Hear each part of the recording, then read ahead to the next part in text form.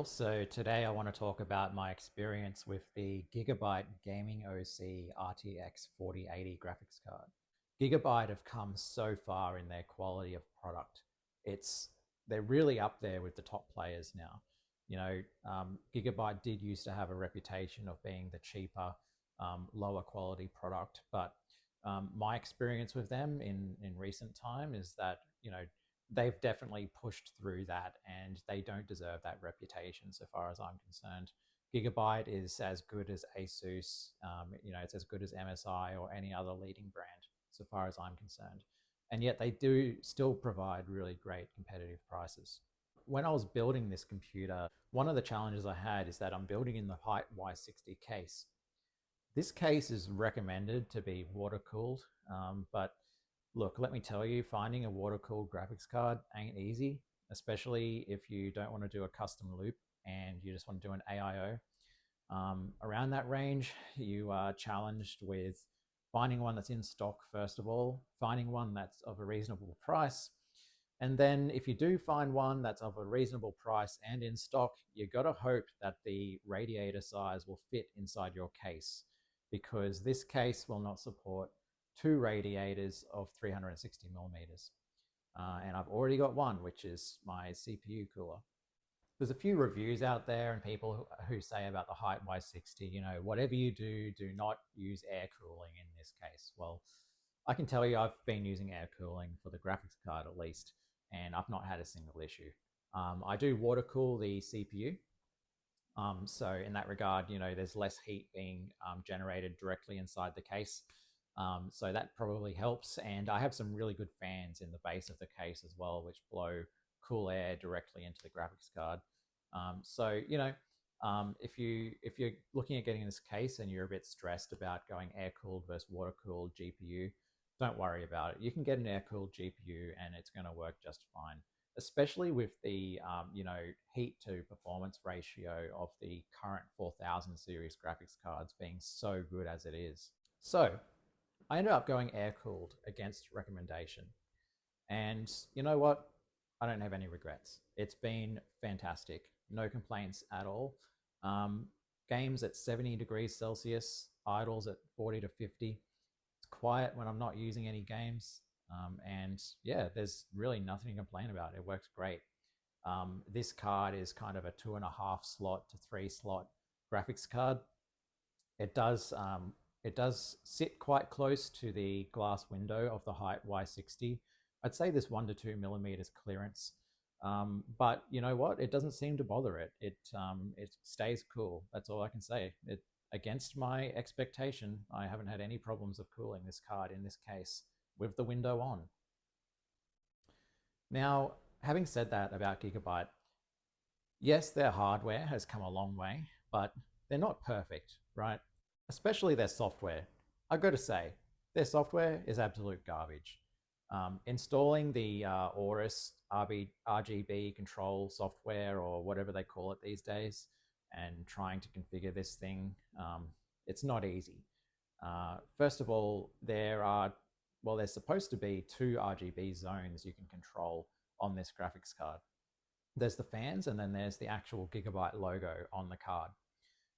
Yes, you can kind of work out a way to set the light on those differently. It's not easy and it's a bit fidgety and glitchy. Sometimes it doesn't work and you have to try a few times. And for some reason, sometimes the settings just switch back. I keep having to turn up the brightness of the logo to 100% and it keeps going down to 10%, which is what I have the fan set to. I don't know why. The other thing is, they opted to install the LED lights behind the fans, and what that ends up doing is it creates kind of a strobing effect on the lights themselves. If you imagine having a light behind a fan blade that's continuously passing over it, you get that kind of flipping book effect, or a strobing effect, and that can be a bit distracting. A lot of people don't like that, and I actually don't like that myself. But I did find that turning the brightness of the fan lights down to 10% kind of solves that problem, and I don't find them distracting at all anymore. Having said that, I think it'd make more sense if they put the lights in front of the fans so that they're not flashing or they don't have any kind of light or shadow interference from the fans themselves. That'd just make more sense to me. Another weird thing is the fan lights cannot be turned on whilst the fans are at 0 RPM. Why? I don't know. Why? Why can you not have the lights on when the fans are off? There's some sort of link between needing the fans to be running to have the lights on for some reason. Really annoying because when my computer is sitting at idle and the fans are at 0 RPM, it just looks like a big dark square in my case because there's no lights on the GPU, which occupies a good 45% of the space inside of my computer window. So that's another thing they could improve, is just let us just keep the lights on when the fans aren't running. But you know, these are just small things, right? Every kind of graphics card, every design, every aesthetic out there is going to have, you know, its pros and cons. I don't think there is a perfect graphics card out there. The reason I chose this card was actually because I wanted to play a specific game at 4K at a high refresh rate with maximum ray tracing. And that game is Warhammer Darktide. It was the 4080 which made more sense to me from a value perspective.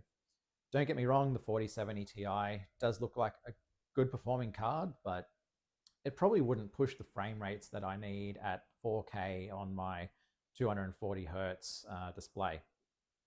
So I ended up going with this card. And you know what? It is a really good performer. I've been so happy with this card. And it is a huge step up from the 2080 Ti, which I was coming from.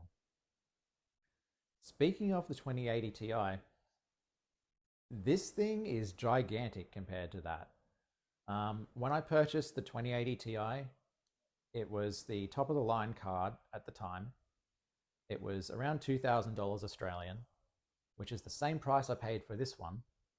And it's about half the size of what this is. Probably about half the performance too. So the size of this thing was a real shock. I actually was not sure if it would even fit in my computer when I first saw it. But you know what? You're going to find that with all the 4000 series graphics cards right now, is they are just gigantic and unnecessarily gigantic. I don't know why an AIB hasn't designed a smaller one yet for those people who, you know, can't fit these things physically in their computers. So the reason I chose Gigabyte specifically for my 4080 was really two things. One, I found one which I thought looked really nice aesthetically. And two, Gigabyte was the most reputable brand with the best price. There's two models to consider. There's the Gigabyte Eagle OC and the 4080 Gaming OC. Originally, I thought the Eagle OC actually looks nicer, even though that's supposed to be kind of the cheaper kind of brand. But the reason I chose the Gaming OC is I got it for the same price as the Eagle OC. It is supposed to be the more premium model.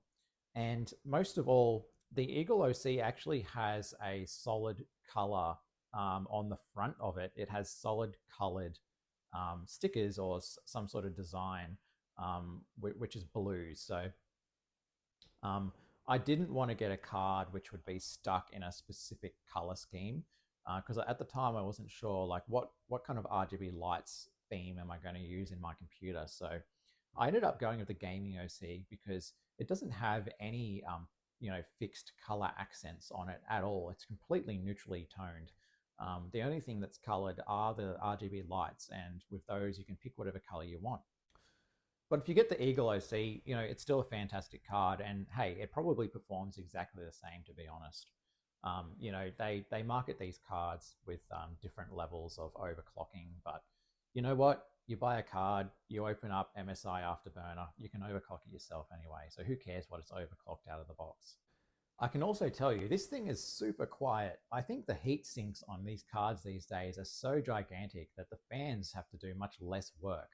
I never hear my graphics card. I just can't hear it. I'll hear my case fans before I hear the graphics card.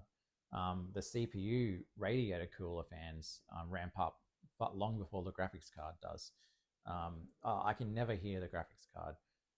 So, that's a really nice touch compared to previous generation cards, which had, smaller heat sinks and the fans had to ramp up sooner to keep that thing cooler. So that is one plus side of the size of these things. And you know what? I've had this card for a couple of months now, and apart from those software issues, which I spoke about before, I've not had a single problem with it. I've not had any driver crashes, no game crashes from the graphics card. It's been performing exactly as I would expect it to in all the games that I play. So I think this card's been a really good value choice for me in that regard. One thing I will say is that although the card looks really nice itself, it is so big that it actually blocks the view of a lot of the other components inside the Hyte Y60. My 2080 Ti being about half the size of this one, it actually looked aesthetically nicer in the case because you could actually see more components of the system, and you could actually see I actually had some really nice, PCIe power cables, sleeve power cables running to it. Whereas, these cards use a 12VH PWR cable, unless you want the jumble of mess, PCIe 3-to-1 adapter, which I don't recommend. And yeah, these 12VH PWR cables, you probably can find them in color themed sleeves if you look around enough. Maybe, I don't know. I couldn't find any, and they seem to all just be black or just bare cable. And when I say bare cable, I mean just, rubber black sleeved. It'd be nice to be able to see more of the system, which I'd spent a lot of money on and performed a lot of hard work, cable managing and getting it to look nice. So I think in the future, if an AIB would bring out a smaller version of a 4080 cooler, or 4090 or any other 4000 series cards, that would actually be really appealing for this specific case. So that's my experience with the Gigabyte GeForce RTX 4080 Gaming OC. If you've got one of these cards or looking at getting a card like this, let me know in the comments what you think as well.